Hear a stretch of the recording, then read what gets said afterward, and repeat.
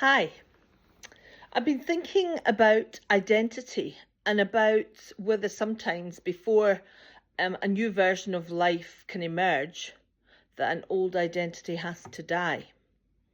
And when I say die, I don't mean that the person I was wrong or that I wanted to get rid of her.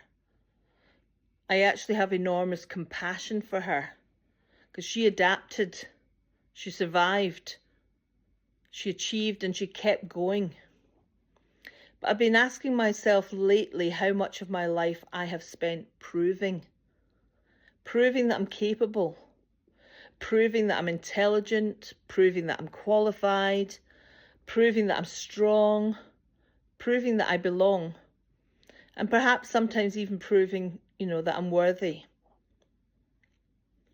And there's another word that I've been thinking about: self-abandonment.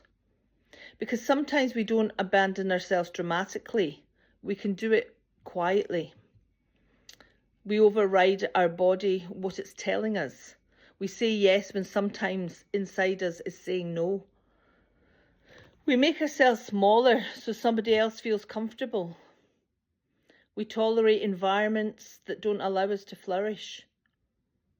We look outside ourselves for permission, validation, or approval. And perhaps we become so accustomed to doing that we don't even realize we're leaving ourselves behind. When I think about my own armor, I don't want to demonize it. It was intelligent. It protected me. The identities we create can protect us too.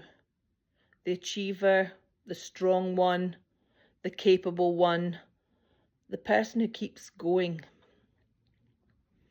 But something that protects us at one stage of life can eventually become something that contains us.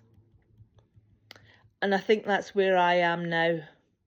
I'm not particularly interested in proving anymore.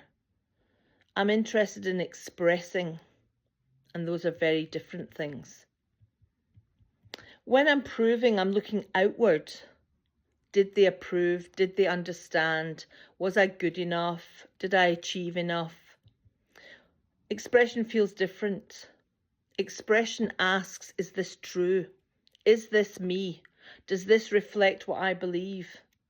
Does this allow my whole self to be present? I can express myself through movement, through the way I dress, through my home, through my work, through my faith, through what I create, through what I choose not to do, even through these videos. So perhaps, what is dying isn't me.